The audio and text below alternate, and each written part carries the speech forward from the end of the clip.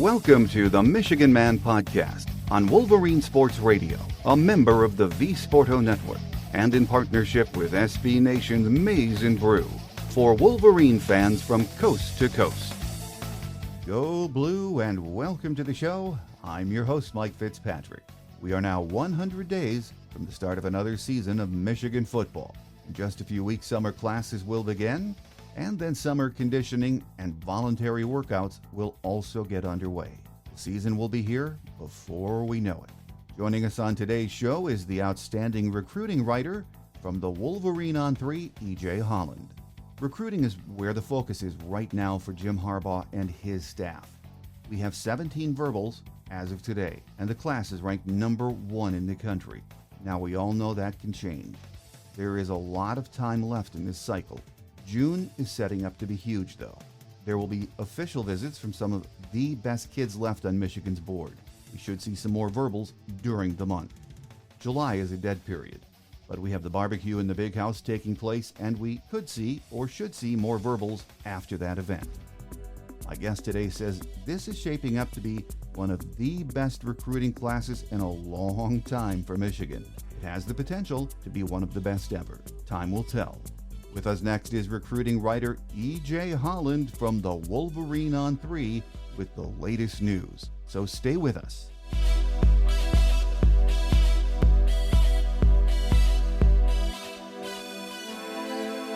Here with us today is recruiting writer EJ Holland from the Wolverine magazine and the Wolverine ON3 at a very busy time of the year for him, on the road, a lot of it. So great to have you take some time to be with us, EJ. Yeah, definitely. Sorry if there's any background noise. I am on the road. It's been kind of full throttle here this spring. Yeah, as I said, I mean, we're in that hibernation period between the end of spring ball and when camp kicks in a couple of months. But the recruiting scene just, it never ends, and this is sort of a peak time for it. And EJ, I think on Tuesday, you put in an on-3 prediction in favor for Michigan with 3-star 2024 Landisville, Pennsylvania Hempfield defensive lineman. And I'm going to take a stab at this kid's name, David Pale. After you got to see him work out the other day, I know he's a kid that's really a hot prospect right now. I think even Larry Johnson from Ohio State was at his workout the other day, wasn't he? Yeah, so I had a chance to go up to Pennsylvania. It's actually David Palep, as I learned, not Pale. But yeah, I know that's a tough one. But I was on the same boat as you. But it is Palep, and yeah, he's one of the more underrated defensive linemen in the country. You know, he's a 3-star prospect right now, kind of ranked, I believe, somewhere between 500 and 800. He's way down there, but he's a guy that's really kind of picked up steam this offseason. Michigan, Penn State, Ohio State. You mentioned Larry Johnson was there watching him the same day I was. So this is a kid with legitimate offers, legitimate interest from schools across the country. And like I said, one of the more underrated recruits nationally. Watching him at his practice, he kind of reminded me of Mason Graham, both as a player and just in terms of his actual recruitment. When you look at him as a player, he's 6'2", 305 pounds. He doesn't necessarily have the ideal arm length, and that was kind of a question mark with Mason Graham as well. But he's just so quick for his size. He's extremely explosive. He has terrific brute strength. He, even though he's from Alaska and he plays at a smaller school in Pennsylvania, he has really elite level technique. And so it's kind of the same qualities and attributes that Mason Graham brought to the table. A couple of cycles ago, obviously Mason was a plug-and-play guy, and I think Palep can be a plug-and-play guy as well. In terms of his recruitment, I think Michigan has the lead right now. I think they're the team to beat going into official visit season. Michigan is the only school that is currently set to receive an official visit. There was some concern about Penn State, with Penn State being closer to his family. His parents obviously live in Pennsylvania, even though they are from out west. So there was a little bit of concern about that with Penn State. There was a little bit of concern about Ohio State as well. But right now, Michigan's feeling really, really good about where it stands with Palep, and I do as well. is why I put in the prediction. Well, he's a good-looking prospect, and there are so many others that we're looking at right now and in play for it. Austintown, Ohio Fitch head coach T.J. Parker shared his thoughts with the Wolverine recently on top Michigan four-star edge target Brian Robinson. It sounds like Steve Clinkscale is doing a great job as the lead recruiter on this kid, doesn't it, EJ? Yeah, Brian is, has been a long-time Michigan lean. It's kind of been one of those things like, when is he going to commit? That's been the question for several months. But yeah, Clinkscale's done a fantastic job. Clink is originally from Youngstown. He knows Brian Robinson's family very well. He knows his coaching staff very well. He's built this relationship for several years. I think this is a kid that, again, it's just kind of a matter of when is he going to jump on board. So he is making his official visit in early June. I think the Wolverines can seal the deal there. Kentucky has made a really, really strong run with him, and that's a school that has done well dating back to Clink's time at Kentucky. They've done really well recruiting the state of Ohio and specifically Youngstown. So Kentucky's definitely not a school to dismiss, but I do think, with the job Clinkscale's done, with the long-time relationships that Brian has built, not just with Clink, but with guys like Dylan Roney and Mike Elston and some of the guys in Michigan's recruiting class. I just think Michigan is still the team to beat there. The only thing that really draws me back with Brian is there's so many edge targets. We kind of need to separate defensive line and edge targets, right? There's probably 2 spots left along the defensive line. There's about 5 spots when it comes to pass rushers, but there's a lot of leans going Michigan's way. You have Devin Baxter, you have Dominic Nichols, you have Jacob Smith, Darian Mayo. There's a lot of names on that edge board that are either leaning Michigan's way or Michigan's right in that top 2. So the only thing that concerns me a little bit with Brian is he needs to go ahead and lock up his spot, before people start jumping in the class. Well, since we last spoke, I think it was a month or so ago, Michigan picked up a 24 verbal from a really interesting kid, especially when you watch his tape, Cole Sullivan from Pittsburgh Catholic Central. Now, from watching his tape, he looks like an elite athlete, to say the least, and really another great addition to the linebacker room, isn't he? Yeah, Cole Sullivan is just a really interesting player. I mean, that's definitely the best way to put it. He's a bit of a Swiss Army knife. I wouldn't even consider him a true linebacker take. I would just consider him a defensive athlete, kind of in the same mold as Mason Curtis, who obviously committed to Michigan really early. You look at Curtis and he's about 6'4", 190 pounds. You look at Sullivan, he's about 6'4", 200 pounds. So very similar body frame, very similar playing styles. Curtis is a guy that plays linebacker at his high school in a more traditional role, but he also moves around to safety. He comes off the edge. Kind of the same thing with Sullivan, who's also a force on the offensive side of the ball. So I think there are just a lot of things you can do with a Cole Sullivan. I don't think you can necessarily pigeonhole him as far as just being a pure linebacker. I think what Sullivan plays at Michigan is going to depend largely on how his body develops in Michigan's strength and conditioning program and which way they decide to go with that. It's the same exact thought process with Mason Curtis. So I think in Curtis and Sullivan, you have 2 true flex guys that can end up in multiple spots that are just really, really talented athletes. I had a chance to go out and see Mason Curtis last fall, and he just impressed me just as a football player. I was like, I don't really know what this guy's going to be, but I think he's a really, really good football player. And the same thing with Cole Sullivan. I haven't had a chance to see him live, but just watching his tape. Our Zach Libby went out there to watch him at a workout not too long ago as well. So, these are 2 guys that, are just really, really interesting. You want them on board and see what they turn into. What his high school coach says is what he brings to Michigan is not just his athleticism, but the kid's involved in his community and his church. He's an outstanding student. He is really in that package, the kind of kid any program's looking for, isn't he? Yeah, definitely. I mean, I think when you look at Michigan recruiting overall, they're looking for Michigan type of kids. And, a lot of times I get the question, what is a Michigan kid? I mean, a Michigan kid to me is somebody that is not just a great football player, but is also very charismatic off the field, that is very genuine in their personality and in their intentions. That's a great student in the classroom and a great leader in the community. And, I think a lot of these kids in the 2024 class, whether it's Cole Sullivan or Ben Roebuck or Blake Frazier or Jordan Marshall, I think a lot of those guys really embody what it means to be a Michigan kid and, in the future, becoming a Michigan man. Well, EJ, you recently did a story on Josiah Brown, and he's from Hicksville, New York, Holy Trinity High School. He's one of these guys being recruited as an athlete. His coach, Kamal Roy, seems to think the kid can be an impact player at several positions.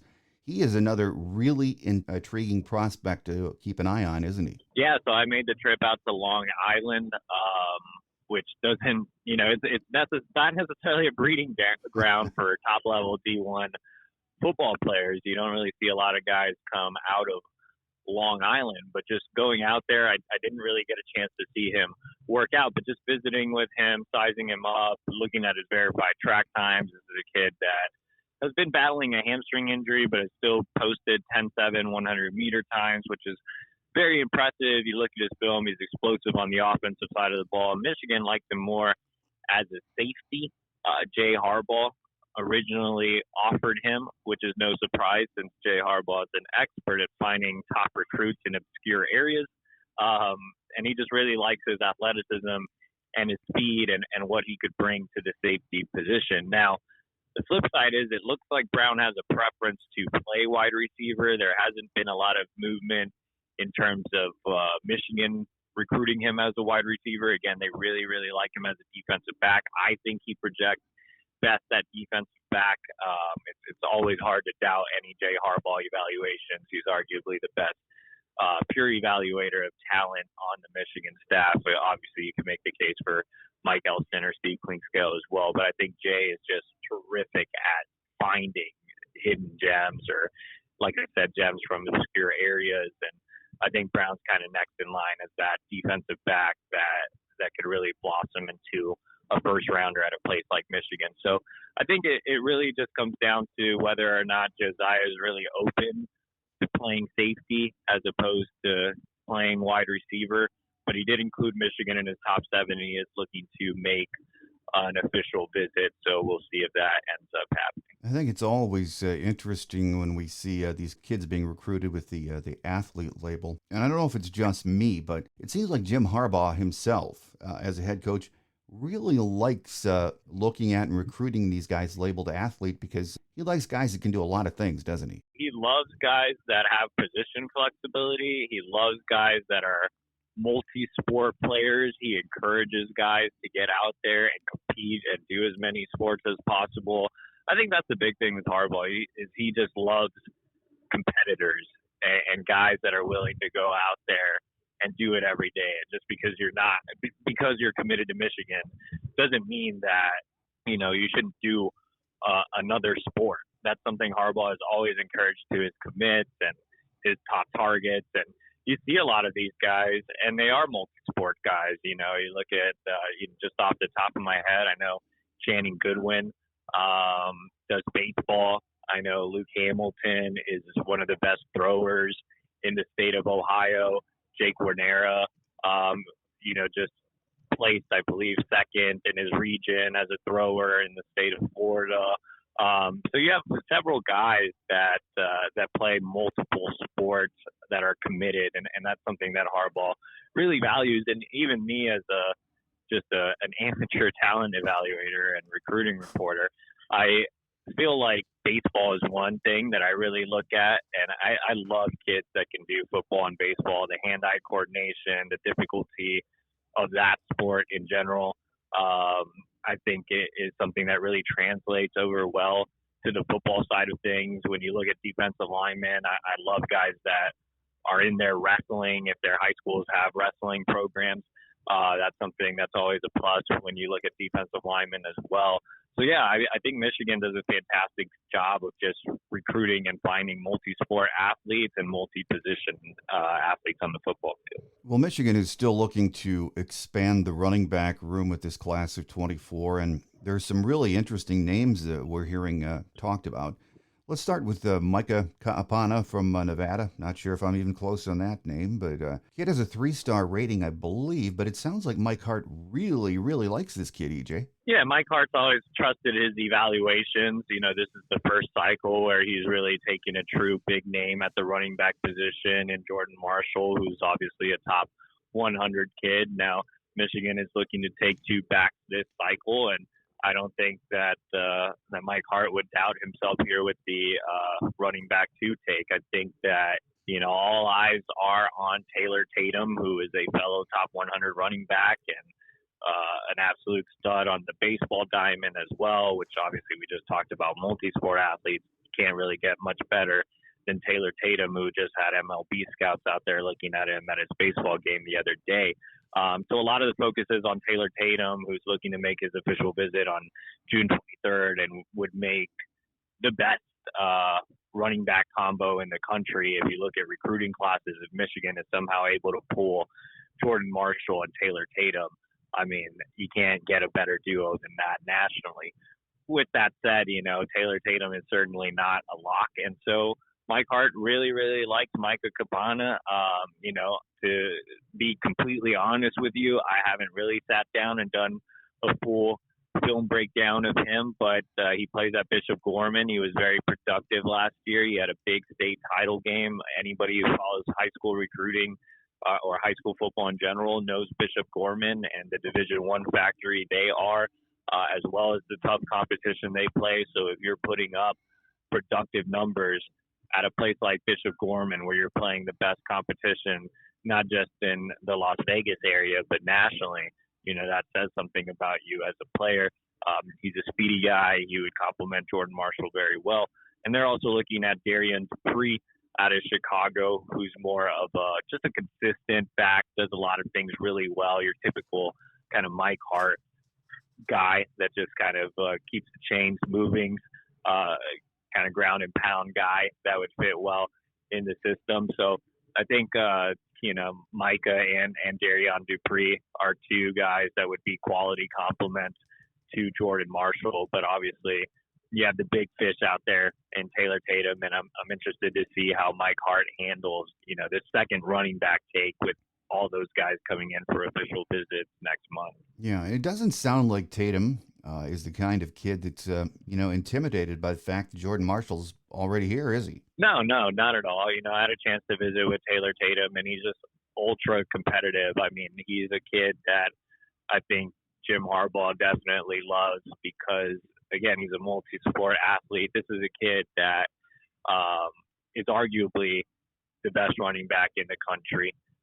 He's extremely productive at one of the Texas powerhouses in East Texas, Longview, that consistently is competing for state titles and consistently deep in the Texas high school football playoffs at a really high level. And then he turns around and he plays baseball at a high level to where he has the interest of MLB scouts. He plays club baseball in the summer. Michigan actually offered him as a baseball recruit before they did a football recruit. So that's something that resonates with him. And then on the side, he does track. He's one of the best 200-meter runners in the state of Texas as well. So he's just a terrific athlete that's always competing. And, when Jordan Marshall committed to Michigan and I texted him, hey, what do you think about Marshall committing to Michigan? It literally took him 5 seconds to reply with nothing but a little competition. And, even now he, doesn't shy away from it. He's been studying Jordan Marshall.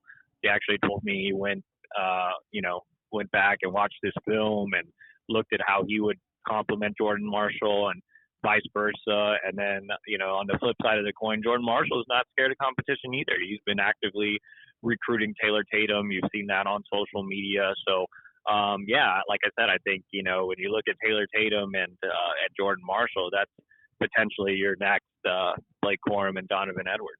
EJ, the staff was on the recruiting trail a week ago and visited several top targets. I suppose that one of the most interesting or target that people are most interested in for Michigan fans is just 15 minutes away from campus, Bryce Underwood from Belleville. Would you say Michigan is his first choice right now, or is Michigan just near the top of his top 10, top 5, whatever he has out right now? I mean, I think Michigan is definitely a legitimate player here. I'm a little hesitant to say Michigan has an outright lead, but I think Michigan is doing as well as it could be doing in the Bryce Underwood race. I think getting Kurt Campbell in to replace Matt Weiss has definitely been an upgrade in this recruitment. Matt Weiss really struggled to make personal connections on the recruiting trail. Kurt Campbell, who doesn't have a lot of recruiting experience, is at the very least a good relationship builder. That's something that's really stood out on the recruiting trail. He's still kind of green and getting used to things, but he has been very, very interactive. He's been terrific at staying in consistent contact with a lot of these quarterbacks and their families and their high school coaches. He's been very active on the recruiting trail out on the road.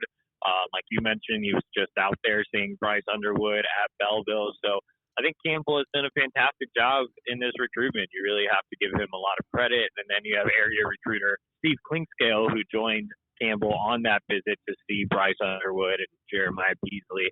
And Klink has known Bryce Underwood and his family for several years, and so that's playing a role as well. So, I think Michigan is doing as good of a job as they could be doing. Do I want to name them the early leader? Not necessarily, but it wouldn't surprise me if Michigan does have the edge right now. In this era of NIL, when you are the number one player in the country, like Bryce Underwood, and I'm not saying Bryce is the type of kid that would just chase a bag or anything like that, but it is difficult to pass up some of the NIL opportunities out there from Southern schools, and Bryce can basically go anywhere he wants in the country. So that's something, we're going to continue to monitor as well. Again, he's the number one overall player in the country at the most important position in all of football, so he's going to have some pretty big NIL offers on the table, I'm sure. So right now, again, Michigan doing as good of a job as possible, but I think we just kind of have to wait, see how it plays out, see which of these other schools really become major factors, especially down south. But it's going to be a highly competitive recruitment, but I think it's one that, Michigan continues to win on the field. If they continue to build that personal connection with him, I think it's one they can win. And even though Michigan has Jaden Davis already committed in 2024, Bryce Underwood knows he's the big fish. He's not scared of competition at all. I don't think he's bothered by Jaden Davis's commitment. I think Bryce thinks he can go in there and win a starting job as a true freshman, not just at Michigan, but anywhere else. So it's not a knock on Jaden Davis. That's just boost on the confidence level of Bryce Underwood. Well, as we mentioned, the staff has been out on the road making a lot of visits. Jesse Minter and Mike Elston visited defensive lineman Benedict Ume from Avon, Connecticut. I know he was one of the top edge rush guys on Michigan's board, but the staff likes this kid for a lot of other positions, a lot of other reasons, don't they? Yeah, so, when you look at defensive line numbers, like I said, Michigan would like to add two more to the fold, one being a true nose, and so Michigan trending in the right direction for Palep. Like I mentioned, I think Palep has more flexibility. I could easily see him playing more of the three, some 4-eye, things of that nature, as opposed to just being a true nose. He's not, 6'5", 350 pounds. He's 6'2", 305. So again, he more closely resembles Mason Graham than Kenneth Grant. Michigan could still add Palep and go after one of these bigger guys like Nnamdi Ogboku out in North Carolina, who I think is like a 350-pounder. You have Micah Barrow out of Georgia, who's set to visit on June 23rd, who's also a big 350-pounder. So they could go Palep and another bigger nose, or they could go Palep and a more athletic flex type guy that can play the 3 or the 4-eye as well. So you look at guys like Jordan Thomas, who's coming in June 16th. He's on the board as a flex type guy that could play multiple positions along the defensive line. And it's the same thing with Benedict Ume. Like you said, he was originally listed as an edge, but he projects more as an actual defensive lineman, just the way his frame is kind of shaking out. He's a top 100 guy, but he's still really raw, a ton of upside there. So Jordan Thomas and Benedict Gume are 2-0. And then, you also still have a local kid in Brandon Davis Swain, who I would not completely rule out. I would not be shocked if he ends up in the class because he is a bit of a tweener, but he is a West Bloomfield kid. We all know how Michigan has recruited West Bloomfield in the past. There are a ton of connections there, especially with Ron Bellamy on staff. Bellamy coached Brandon Davis Swain at West Bloomfield. So even though he's not necessarily a true scheme fit, there's a little bit of pressure there to maybe take a Brandon Davis Swain if you can't get an Ume or a Jordan Thomas, who are probably more elite level guys than Davis Swain, who's more of a really solid football player that will have to develop into something. So it'll be interesting to see how that defensive line shakes out. If they do take Pale and a bigger nose, or if they take Pale and a flex guy, or if they settle for Brandon Davis Swain.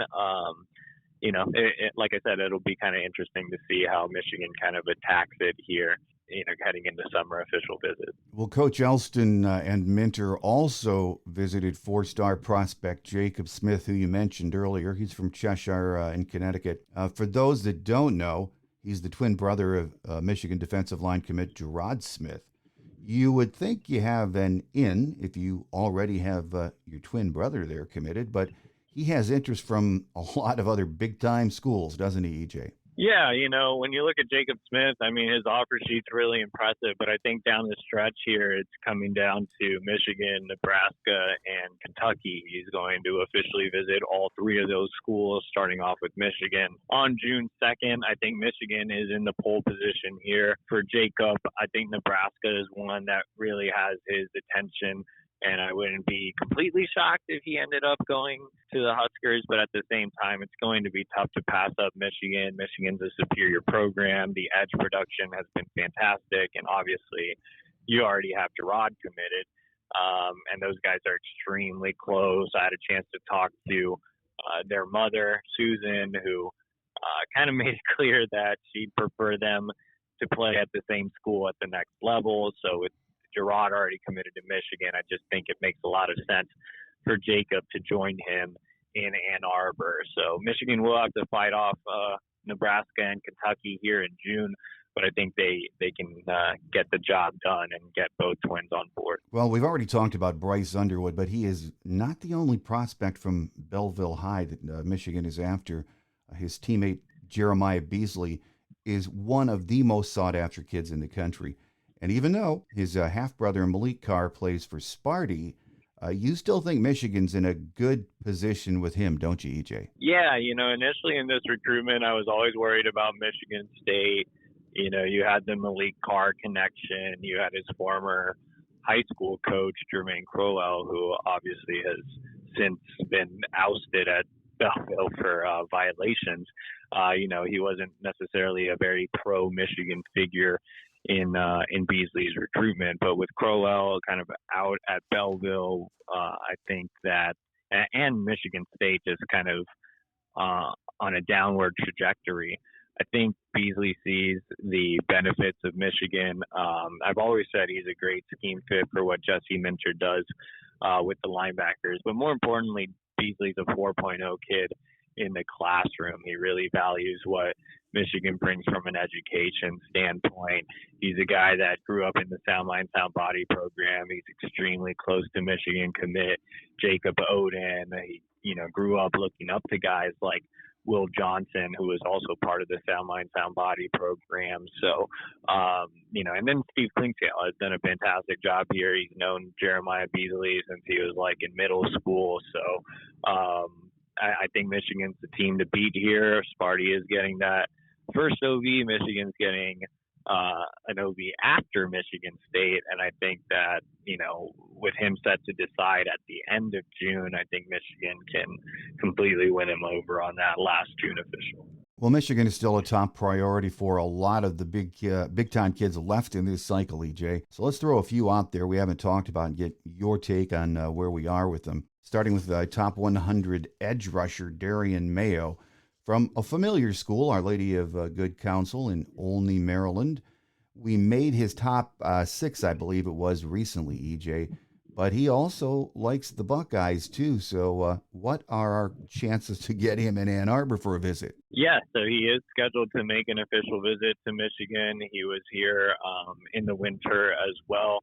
I think Michigan's trending in a really good direction with Darian Mayo. I think he had an affinity for Ohio State growing up, and Larry Johnson has done a fantastic job of recruiting him to Columbus. So I think it's a really tight battle with Ohio State right now. There are some other schools still high on his list as well, like Clemson, South Carolina, USC.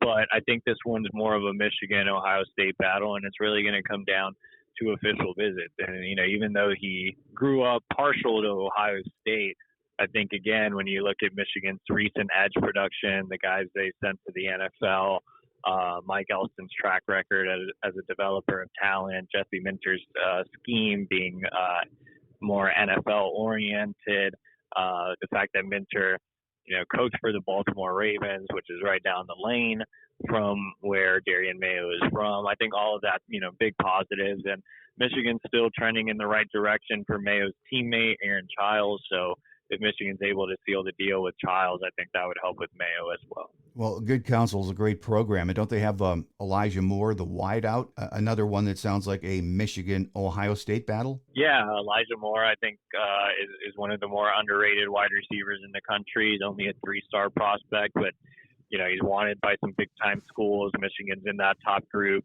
with Ohio State, Florida State. But, yeah, I do think it's looking more like a Michigan-Ohio State battle. The thing with Elijah is he hasn't been to campus yet. So they're working on finalizing that official visit. I think Michigan can make a move on that OV. It's always tough to beat out Ohio State for wide receivers, considering just how pass-happy they've been over the last several years, and the fact that they've had many wide receivers drafted here recently, Gary Wilson, Jackson Smith, Nigba, etc. So it's always tough to beat out Ohio State for wide receivers. But at the same time, again, if Michigan can get one of those Good Counsel kids like Childs or like Mayo, that would definitely help. And Michigan has a true need for a big-bodied wide receiver like Elijah Moore. Well, Michigan's made the top 9 for Warner Robins, Georgia Northside safety Ricardo Jones. It's always impressive when you can steal a kid from Georgia, but I think we have to get him on campus first. He hasn't visited yet, has he? Yeah, so I absolutely love Ricardo Jones. He is, arguably my favorite prospect on the safety board. I had a chance to see him live in Charlotte not too long ago, and he was extremely impressive. I think right now Michigan's probably on the back half of that top 5, so maybe running, 4 or 5 or 6, kind of in that general vicinity. So still some work to do with Ricardo. He's been to campus before. He told me he's considering making an official visit. He's just taking it really slow right now. Doesn't have really anything planned and no real commitment timeline. So I think with Ricardo, it's going to be more of a long-haul type of recruitment. But, Jesse Minter has strong ties in the state of Georgia and has done a really good job of building a relationship with him. It's such a crazy busy time of the year with so many of these kids, really talented kids left out there on the board. But it's already been a great recruiting cycle to date for Michigan. But, again, it ain't over. And June is going to be the pivotal month as there are so many of these kids that haven't committed, isn't it, EJ? Yeah, I mean, June, obviously, you're going to have a lot of decisions coming out of those official visits. I mean, there are a lot of guys that we haven't even touched on. Aaron Childs is a guy coming in for an OB. I think Michigan can close with him. Devin Baxter, another edge rusher out of the DMV, and Dominic Nichols, another edge rusher out of the DMV. Those are guys Michigan can close on as well. You have the extremely heated battle for top 100 cornerback Aaron Scott. Right now, Michigan, Ohio State really vying for his services. Michigan getting him in the 16th, Ohio State getting Scott in the 23rd. So that one's going to be a really intriguing battle. You have Pooh Carter, on 300 athlete who Michigan really likes as a safety nickel. Really down to Michigan and Tennessee right now. That one's another heated battle that'll be decided during the official visits. We already talked about Jeremiah Beasley making a decision in June. So, yeah, and then you have, another storyline that we didn't touch on that I'm interested in following is how Michigan approaches the sixth offensive line take, who could potentially be in that spot. You have Bennett Warren coming in for an OV. You have Michael Uini coming in for an OV. Michigan's still in play for some five-star level guys and Brandon Baker and Jordan Seaton. You look at the wideouts and going back to recruitment that could be determined in June. You have Amarion Stewart, who's been considered a heavy lean. You have Jordan Shipp, who's a teammate of Channing Goodwin and Jaden Davis that could make a decision following his official visits in June. You have James Madison out of Florida who's looking to come in for an OV that just listed Michigan in his top five after making a visit this off season. So, a lot of news going into those official visits. A lot of talented guys coming in. Interested to see if Michigan can make a move for guys that they're not necessarily maybe in the top 2-4, like Justin Scott, five-star defensive lineman coming in for his OV, currently considered a Miami lean.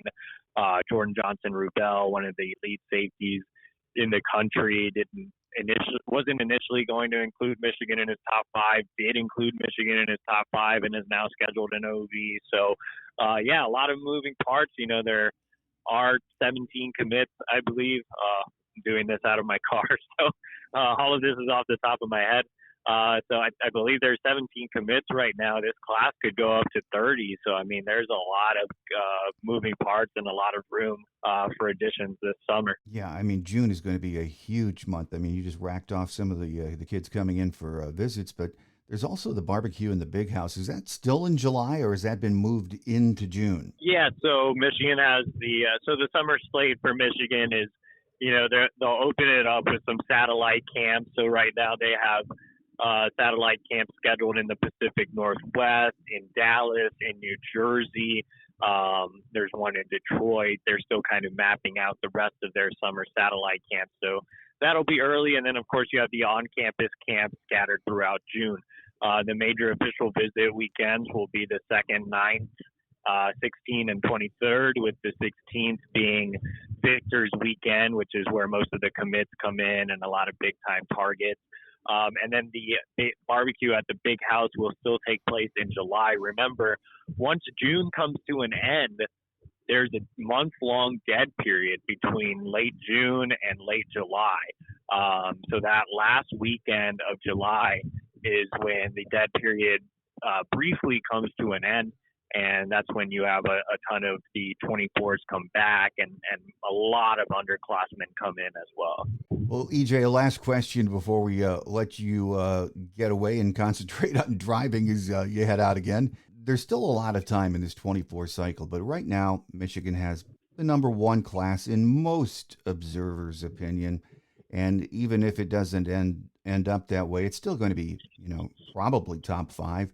But in the end, this would be and should be one of the best recruiting classes in modern history for Michigan, shouldn't it? Yeah, it's a terrific class. I think it really resembles, the 2021 class with J.J. McCarthy and Junior Colson. I might be off by a year.